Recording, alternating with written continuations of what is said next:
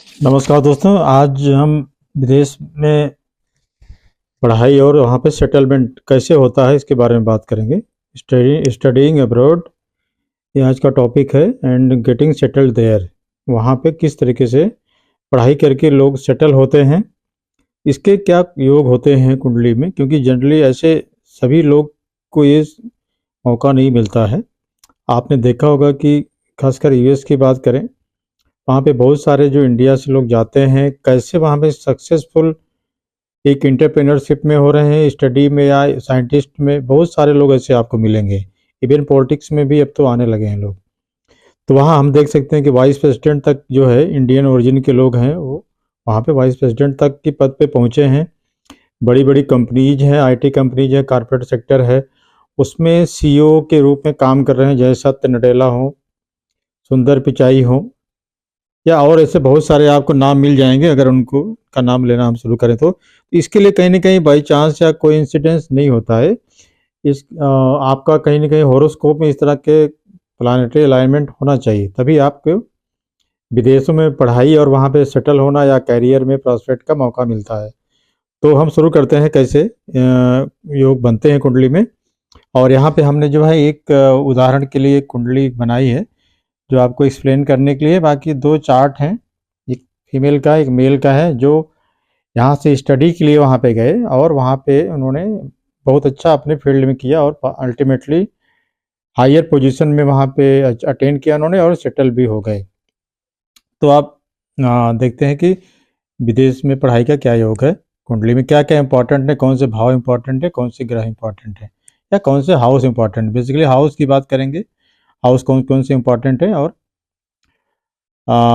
कौन सा हाउस जो है किस चीज़ को सिग्निफाई करता है। ठीक है, तो सबसे पहले हम यहाँ बात करेंगे जैसे लग्न कुंडली को मानते हैं। अगर पहला अपना लग्न हो गया, हम लोग खुद पर्सन होता है। चौथा भाव घर का होता है, होम, और एजुकेशन का भी होता है, एलिमेंट्री एजुकेशन की बात करें तो। और पांचवा भाव भी एजुकेशन का होता है। इसको चौथे भाव का अगर जो है सेकेंडरी एजुकेशन बोलेंगे तो ग्रेजुएशन लेवल तक की एजुकेशन का इससे सिग्निफिकेशन होता है। नवा भाव जो होता है हायर एजुकेशन का होता है, लॉन्ग डिस्टेंस ट्रैवल का होता है। दसम भाव हमारे प्रोफेशन का होता है। 12वां भाव फॉरेन लैंड का होता है। 7वां भाव भी विदेश का होता है, क्योंकि यहाँ लग्न हम हैं, हमसे जस्ट उल्टा या जस्ट अपोजिट में विदेश या विदेश यात्रा जो भी कहिए, सातवां घर का 7वें हाउस का भी संबंध विदेश से कहीं न कहीं माना जाता है। तो ये कुछ भावों का है, उनका क्या क्या सिग्निफिकेशन होता है हमने बता दिया। चौथा, पांचवा, नवा, 12वां, ये चारों भाव बहुत ही महत्वपूर्ण हैं। इन भाव में अगर कोई रिलेशनशिप बनती है तभी जाके विदेश में पढ़ाई, सेटलमेंट और फॉरेन ट्रेवल का योग बनता है। चौथा भाव को अफ्लिक्टेड भी होना चाहिए, मतलब फोर्थ लॉर्ड या फोर्थ हाउस में अफ्लिक्शन होना चाहिए, जिससे कि व्यक्ति फिर अपने घर पे नहीं रह पाता, उसको कहीं न कहीं बाहर जाना पड़ता। बाहर मतलब यहाँ पे विदेश की बात मैं कर रहा हूँ। तो चौथा भाव मैं जो चार्ट हमने लिया है अभी आपको मैं इसे एक्सप्लेन भी करूँगा। चौथा भाव जो होता है घर का होता है, अफ्लिक्टेड अगर है तो व्यक्ति घर में नहीं रह पाएगा। तो पांचवा भाव एजुकेशन का हो गया। पांचवा भाव के बाद जो है नवा भाव लॉन्ग डिस्टेंस ट्रेवल का होता है, जनरली उसमें विदेश यात्रा आती है। फॉरेन लैंड का हो गया। दसम भाव प्रोफेशन का है, तो एजुकेशन के बाद कहीं न कहीं प्रोफेशन का संबंध आता है। तो दोनों कहीं कहीं न कहीं इनमें कनेक्शन होना बहुत ज़रूरी होता है। तो ये रहा कुछ जो है बेसिक जो डिटेल आपको। तो अगर पांचवें घर का या चौथे घर का स्वामी का संबंध नवम भाव से या 12वें भाव से बन रहा है तो व्यक्ति एजुकेशन के लिए विदेश में जाएगा, मतलब अपने घर से दूर जाएगा। किस लिए जाएगा? एजुकेशन के लिए जाएगा। एजुकेशन में विदेश में कोई जाएगा तो जनरली हायर एजुकेशन के लिए ही लोग जाते हैं। तो यहाँ से इसका कनेक्शन 9th हाउस से कहीं ना कहीं होना चाहिए। अभी हम आपको यहाँ पे दिखाएंगे किस तरीके से कनेक्ट होते हैं।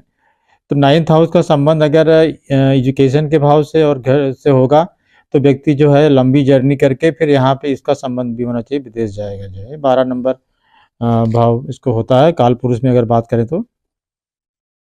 12 नंबर यहाँ पे कोई भी राशि हो सकती है, यहाँ 12 यहाँ भी आ सकता तो यहाँ पे 11 आ जाएगा, तो वो अलग चीज़ है, उसके लिए कन्फ्यूजन नहीं क्रिएट करना है, सिंपल सा आपको मैं बता रहा हूँ, इससे आप जो है समझ सकते हैं कि हमारे कुंडली में विदेश जाने का योग है कि नहीं।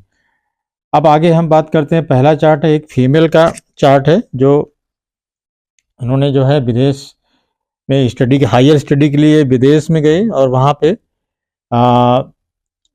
फिर से इनको स्कॉलरशिप मिला और हायर इंस्टीट्यूशन में जो है काम करने का मौका मिला, फिर वहीं पे सेटल हो गए। अब इसमें आप अगर देखेंगे इनके चार्ट में तो आप पाएंगे कि राहु जो है विदेश का कारक है, छठे भाव में बैठा हुआ है, 12वें भाव विदेश वाले घर को देख रहा है। एजुकेशन का भाव चौथा और पांचवा होता है, उसके स्वामी जो है अफेक्टेड है क्योंकि नीच के हो गए हैं, मतलब शनि जो है अफ्लिक्शन में आके नीच के हो गए हैं, तो एक यहाँ पे कंडीशन फुलफिल हो रही है। अब हम देखते हैं कि जो 12वां भाव जो विदेश का है, 9वां भाव जो लॉन्ग डिस्टेंस ट्रेवल का, इसके स्वामी कौन है? मरकरी होते हैं। मरकरी जो है किससे संबंध बना रहे हैं, साथ बैठे हुए हैं, जो 7th हाउस विदेश का है। तो कहीं ना कहीं 7वां घर का, 12वां घर का और 9वें घर का संबंध बन गया जो है। अब यहाँ पे चौथे पांचवें घर का संबंध, तो यहाँ शनि यहाँ बैठे हैं, अपनी तीसरी दृष्टि से देख रहे हैं। किसको देख रहे हैं?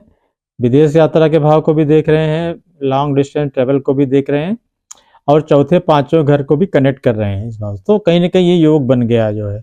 और राहु की जो दशा आई और मरकरी की मतलब जो अंतरदशा आई, उसमें व्यक्ति विदेश गया और वहाँ पे इनको एक अच्छा मौका मिला और रिसर्च फेलो के रूप में जो है यहाँ से गए थे, वहाँ पे इनको इंस्टीट्यूशन में परमानेंटली जो है रिसर्च साइंटिस्ट का मौका मिल गया और वहाँ पे इन्होंने काम करना शुरू किया। देखिए यहाँ पे रिसर्च की बात करें तो प्रोफेशन जो रिसर्च से रिलेटेड इनका इसलिए है कि 10th हाउस जो है प्रोफेशन का होता है और जो है उच्च का होके बैठा हुआ, कहाँ बैठा है? आके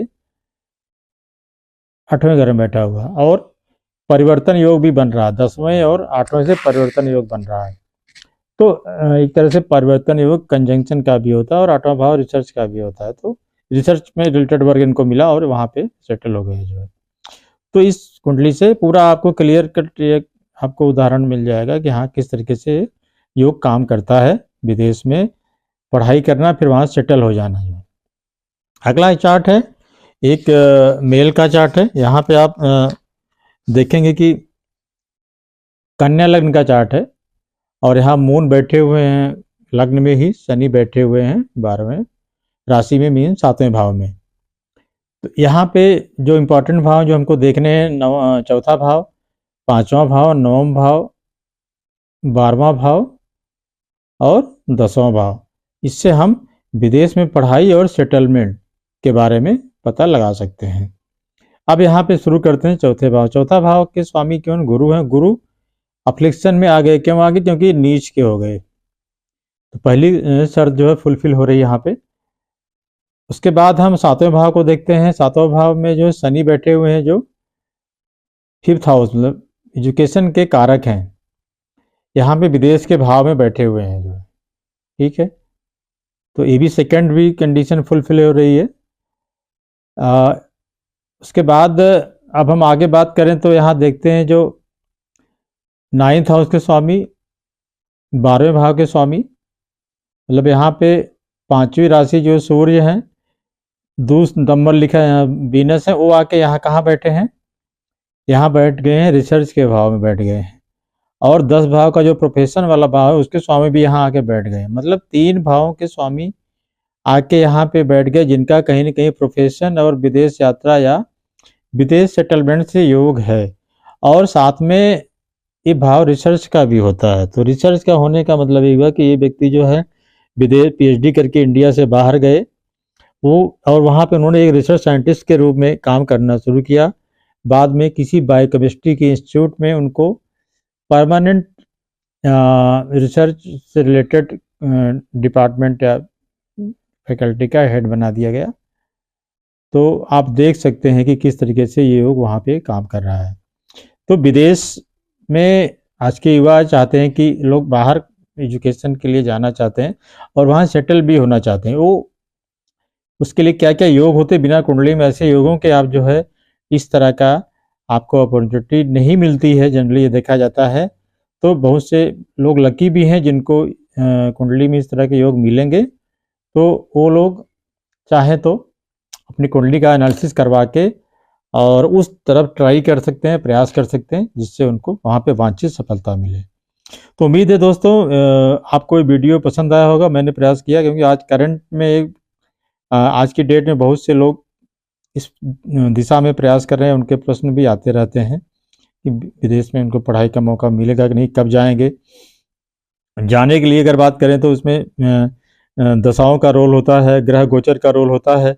उसके लिए स्पेसिफिक कोई चार्ट होगा तो हम जरूर बात करेंगे, लेकिन अभी के लिए इतना ही। तो उम्मीद है आप इस चैनल को सब्सक्राइब करेंगे, वीडियो को लाइक करेंगे, शेयर करेंगे। तो सभी को बहुत बहुत धन्यवाद।